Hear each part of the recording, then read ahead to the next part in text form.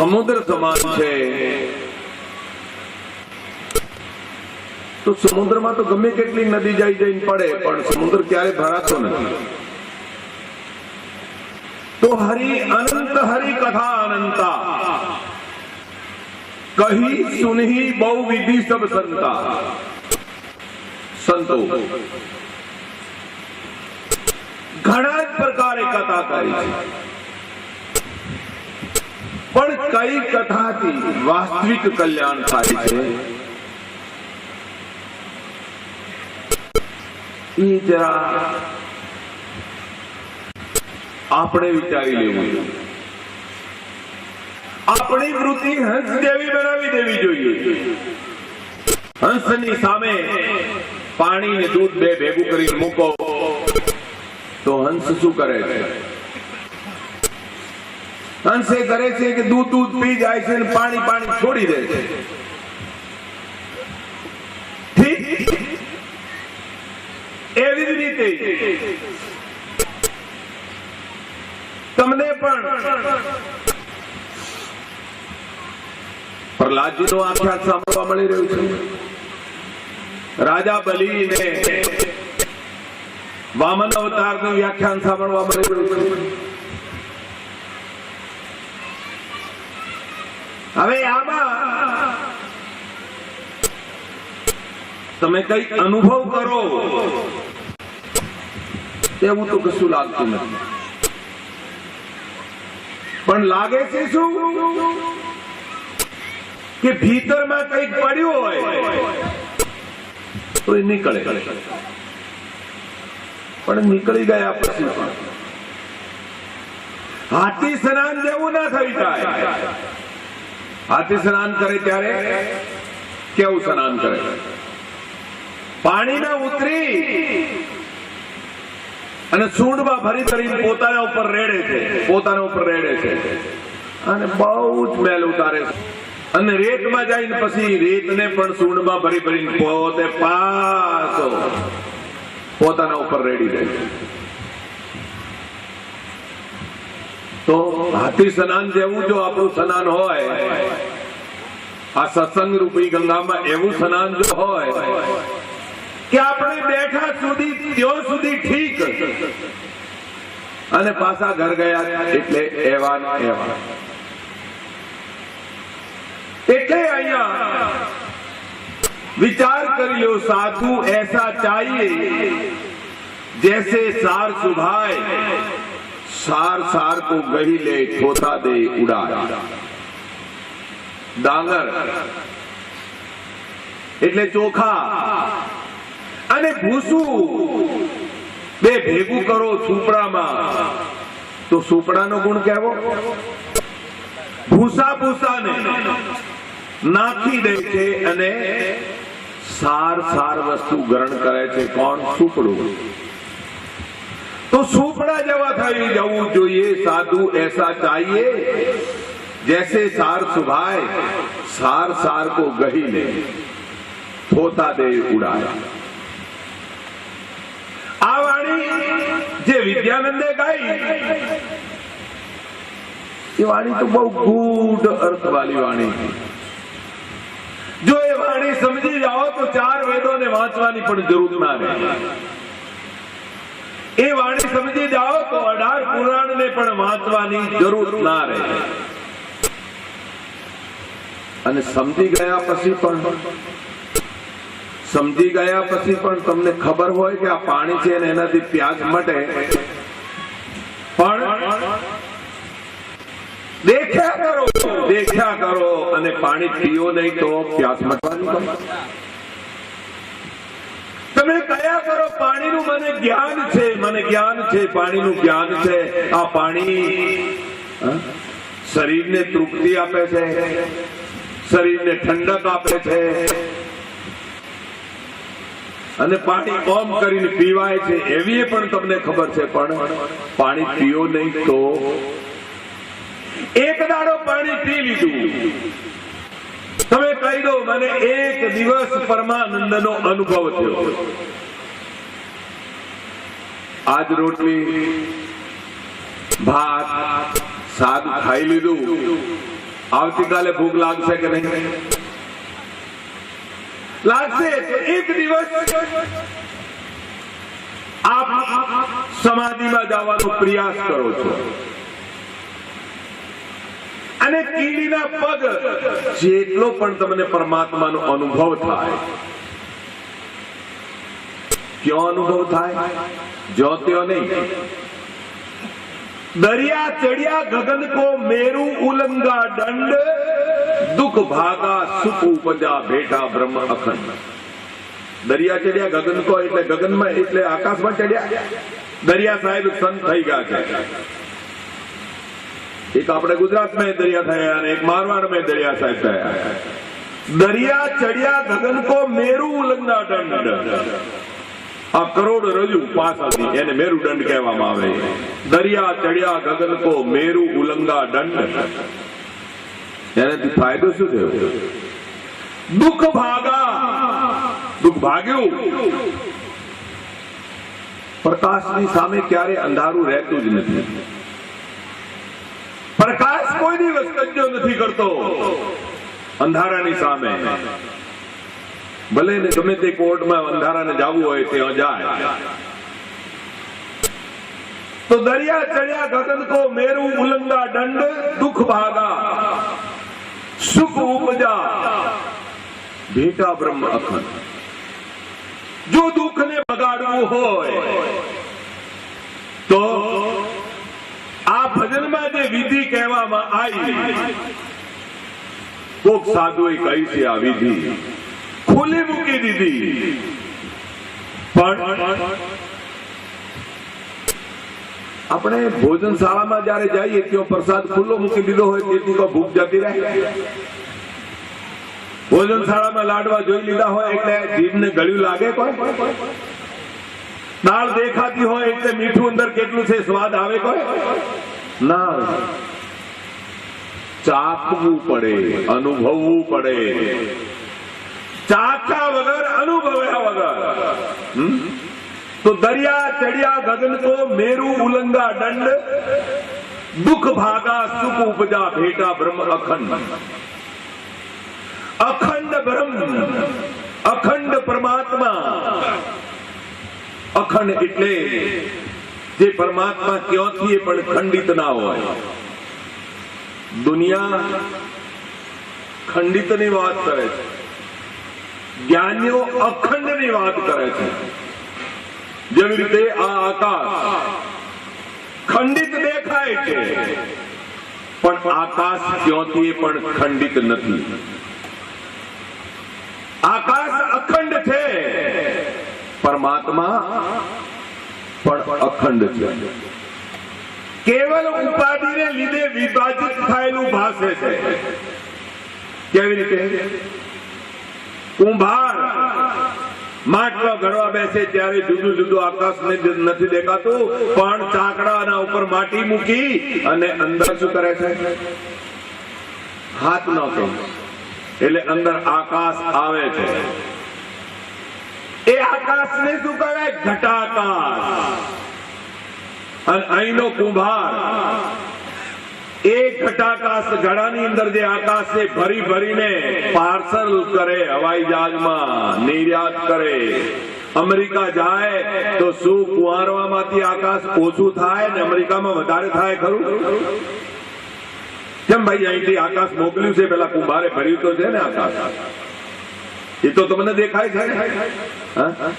તો અહીંથી ઓછું નથી થતું અને ત્યાં વધારે નથી થતું. તો પરમાત્મા અમેરિકામાં વધારે નથી અને અહીંયા ઓછા નથી. અહીંયા વધારે નથી અને આકાશમાં ઓછા નથી. એટલે તો આપણા વેદો શું કહે છે? ઓમ પૂર્ણમદઃ પૂર્ણમિદં પૂર્ણાત પૂર્ણમુદચ્યતે પૂર્ણસ્ય પૂર્ણમાદાય પૂર્ણમેવાવશિષ્યતે. શૂન્યમાંથી શૂન્ય કાઢો તો શેષ શું રહે? શૂન્ય જ શેષ રહે. એવી રીતે પરમાત્મામાંથી પરમાત્મા કાઢો તો પરમાત્મામાંથી પરમાત્મા કાઢતા પરમાત્મા જ શેષ રહે છે. તો તુલસીદાસજી કહે છે તમે પણ પરમાત્માનો જ અંશ છો. ઈશ્વર જીવ અવિનાશી સતચેતન ઘન આનંદ રાશિ. જ્ઞાનીઓ જ્યારે તમે મરવાનું કહો છો ને ત્યારે જ્ઞાનીઓ હસે છે. મરે છે શું? ઈશ્વર અંશ, જીવ અવિનાશી. અવિનાશી એટલે જેનો ક્યારે પણ નાશ નથી થતો. સત ચેતન ઘન આનંદ રાશિ. સંત કોને કહેવાય? સંત એને કહેવાય કે સત શબ્દના ઉપર બિંદુ લાગેલું છે. જે સતને સમજાવી દે, જે પૃથ્વીને ધારણ કરી રહ્યું છે, આકાશને ધારણ કરી રહ્યું છે, એ સતને સમજાવી દે તેનું નામ સંત. બીજાનું નામ પૂરા गुरु ना मिलिया, सुनी अधूरी सीख और भेक जती का पहन के घर घर मांगी भीख. तो सतने समझवा नो प्रयास करो.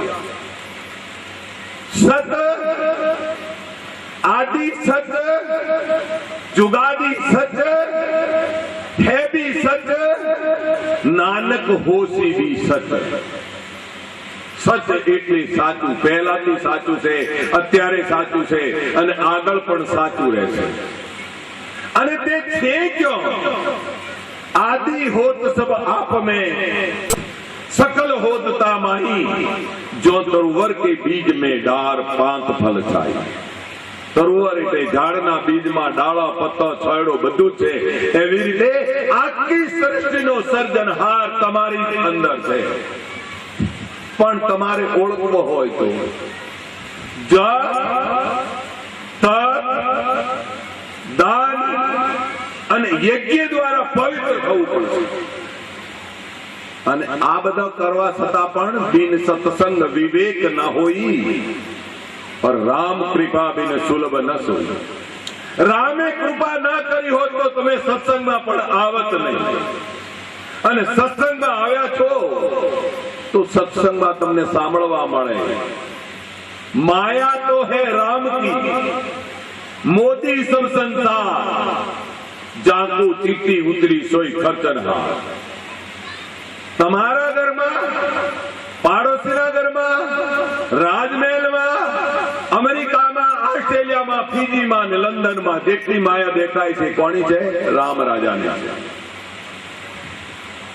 પણ આ બધા જ મોદી કોણ? જેટલા બેઠા છો બધા મોદી. મોદી કોને કહેવાય? રાજાના દરબારમાં જે ભંડાર ઉપર બેઠો હોય, આપતો હોય તેનું નામ મોદી.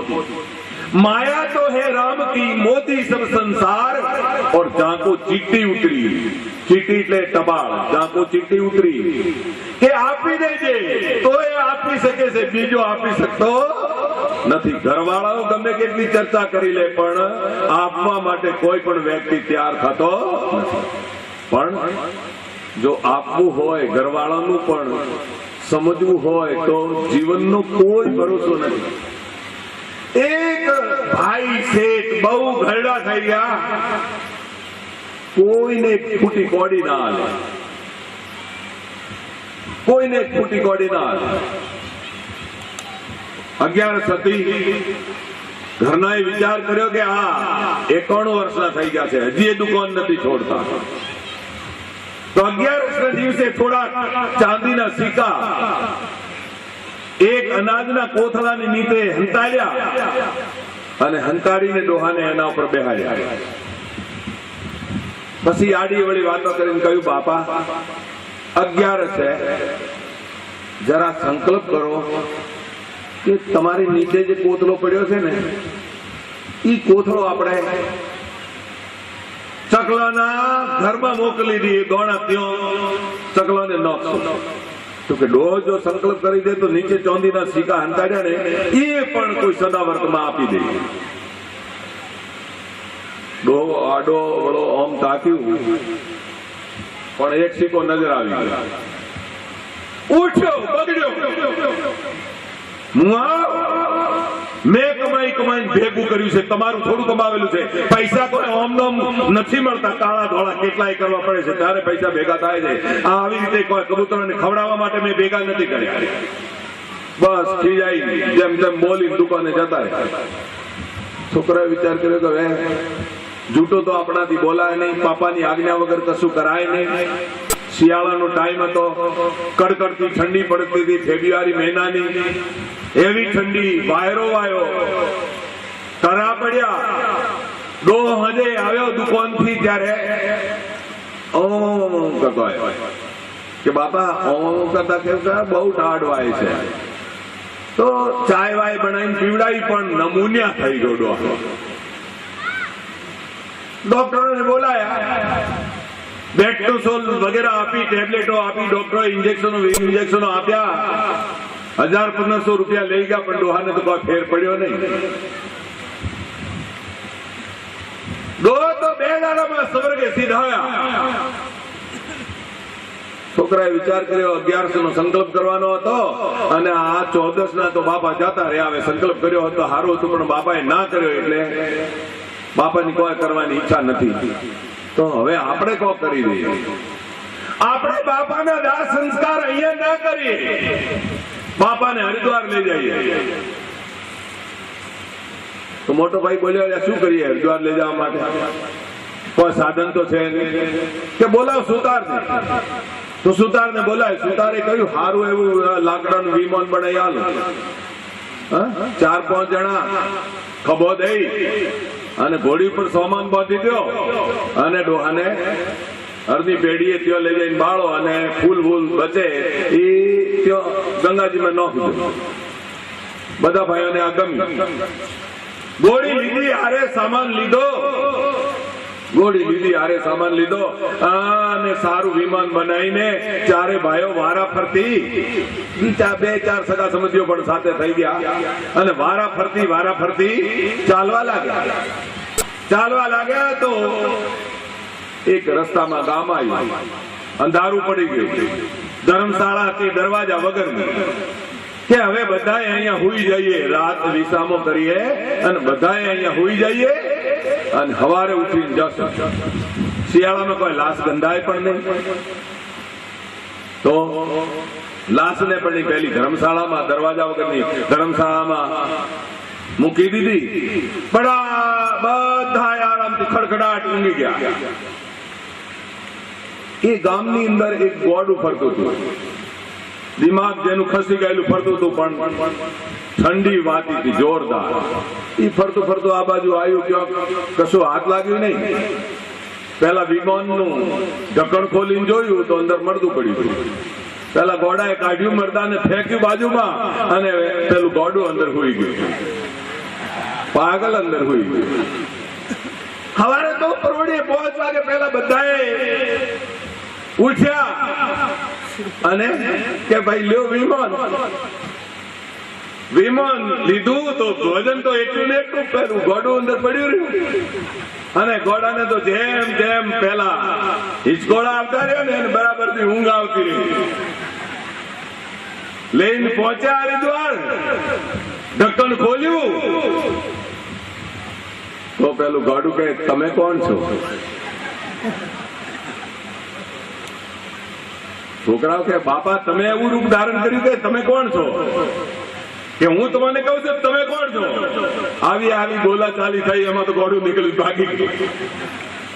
છોકરા વિચાર કર્યા થયું છે શું? આ ગરબડ ગોટાળો તો નહીં? સોમાન અહીંયા ઉતારો.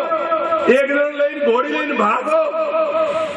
એક જણો ઘોડી લઈને ભાગ્યો અને જઈને પૂછ્યું ગામમાં, ભાઈ આવી રીતે અમારી સાથે બન્યું છે કે એ તો પાગલ એક ફરે છે, ગોડું એ તમારા વિમાનમાં હોઈ ગયું, મરદું તમારા બાપાનું પહેલું પડ્યું છે. પેલા વિચાર કર્યો હવે શું કરું? ઘોડી ઉપર ડોહાને બોધ્યા, ભેગા કરીને પોટકું બનાવીને ઘોડી પર બોધ્યા ને ઘોડીને જોરથી દોડાવી. ઘોડીએ પણ બરાબરની કંટાળી. હરિદ્વારથી 2 કિલોમીટર આ બાજુ રહ્યું અને પેલા સવારને નીચે પટકી દીધો અને ઘોડી પાછી વળી એટલે પોતાના ગામમાં દોડીને ઘોડી તો પાછી આવી. ઘોડીને પાછી આવેલી જોઈ અને ગોમાળે જોયું કે આ છે શું પોટકું, ખોલી જોયું તો ડોહવાની લાશ. હવે કે આપણે તો મહેનત ઘણી કરી ડોહાને હરિદ્વાર મોકલવાની, તે છતાંય ડોહા તો હરિદ્વાર ગયા નહીં. હવે પેલા જયારે આવે ત્યારે જોઈએ, જયારે આવે ત્યારે જોઈએ. આપણે એમ કરો હવે બાળી થોડોક ફૂલ લીધો કે હવે સમયના અભાવમાં આપણે તો આ ફૂલ પણ મોકલી શકીએ નહીં, અને આપણે શું કરીએ કે આ ફૂલ લઈ જાવી અને એક હાર નવા રૂમાલમાં બાંધી, હારી નવી સાપી હોય ને એવી સાપીમાં બાંધી અને ખેદડાને ત્યાં લટકાવી દઈએ. એટલે આપણા પુરોહિતને કહેશું 5-10 હજાર રૂપિયા હાલશું, એટલે ત્યાં ભંડારો કરી લેશે અને ફૂલ પણ ત્યાં લઈ જાવીને તારવી આવશે. તો ફૂલ ખેદડાને લટકાવી દીધો. સવારે એક ગરીબ છોકરું, ભંગીનું છોકરું ફરતું ફરતું ગયું. એને વિચાર કર્યો કે મારા માથા ઉપર કશું બાંધવાનું નહીં, રૂમાલ સારું છે. એને પેલો ફૂલ તો ખંકારી દીધા અને રૂમાલ લઈને થોડું પાણીમાં ખંકાળી માથા ઉપર બાંધી દીધું. છોકરું તો સવારે ત્યાં રોટલી માંગવા આવ્યું, એટલે કે બાપાના પેલા બાંધ્યો હતો ને ફૂલ, તો આ તો સાપી તો હાલ રહી છે, સાપી તો આ રહી કે હવે શું કરીએ. બાપા તો ત્યાં પહોંચ્યા. રાજ પુરોહિતને કહ્યું કે ભાઈ હવે જાઓ તમે, અને જઈને થોડા ઘણા પણ ફૂલ હોય ને, થોડા ઘણા પણ ફૂલ હોય ત્યાં પડ્યો હોય તો લેવો, જાઓ અને હરિદ્વારમાં તમે નોખી આવો. ત્યાં જઈને જોયું તો કશું જડ્યું નહીં. ઉપર ગેડાભાઈએ આલોટ પાલોટ કર્યું એટલે એકે પણ ફૂલ નજર આવ્યો. રાજપુરોહિત કે હવે ઓમ નોમ જઈને ત્યાં ખર્ચ કરીને આવતા રહીએ. આ જીવતા ના પહોંચ્યા તો હવે કોઈ મર્યા પહોંચવાના નથી. તો આપણી પણ દશા કેટલાક એવી થતી હોય, તે છતાંય આપણે અન્નદાન કે ધનદાન જરાય કરવા માટે તૈયાર થતા નથી. એટલે શાસ્ત્રો તો એમ કહે છે, देखो चिट्ठी चोच पर ले गई, नदी न घट्यो नीर, और धर्म किए धन न घटे, शाहे करे रघुवीर. તમારી શાહે, તમારી મદદ પરમાત્મા પાસેથી કરાવી હોય, પવિત્ર થવું હોય તો દાન પણ કરવું જોઈએ. દાન કર્યા વગર પણ કોઈ વ્યક્તિ પવિત્ર થતું નથી. તો દેખો, મોટામાં મોટું દાન તો છે જ્ઞાન દાન. કયું દાન છે? જ્ઞાન દાન. જ્ઞાન દાન સિવાય મોટું પવિત્ર કોઈ દાન નથી. ભગવાન આપણને કેટલું મોટું દાન કરી ગયા છે. અર્જુનને માધ્યમ બનાવીને ગીતા જેવું દાન કરી ગયા છે. અને કહી ગયા ગીતામાં, નહીં જ્ઞાનેન સદર્શમ પવિત્રમ, જ્ઞાન સમાન પવિત્ર કરનારી આ જગતમાં બીજી કોઈ વસ્તુ નથી. માટે જ્ઞાનને સમજવાનો પ્રયાસ કરો. પણ કયું જ્ઞાન? કયું જ્ઞાન? સાયકલ ચલાવવાનું જ્ઞાન એ જુદું જ્ઞાન છે. કાર ચલાવવાનું જ્ઞાન એ જુદું જ્ઞાન છે. હવાઈ જહાજ ચલાવવાનું જ્ઞાન એ જુદું જ્ઞાન છે. અને મોટામાં મોટો અમદાવાદનો ડોક્ટર હોય અને એને તમે કહો કે જરાક હળ અમારા ખેતરમાં ખેડીને બતાવો, તો ખેડીને બતાવી શકશે? બતાવો ના બતાવી શકે. આ જુદો જુદો જ્ઞાન છે, બહારનો જુદો જુદો જ્ઞાન છે. પણ એક જ્ઞાન છે આધ્યાત્મિક જ્ઞાન. આધ્યાત્મિક જ્ઞાન કોને કહેવાય? જેની અંદર આત્માને અધ્યક્ષ રૂપે રાખી અને વ્યાખ્યા કરવામાં આવતી હોય. એ વ્યાખ્યા કેવી રીતે કરવામાં આવે છે?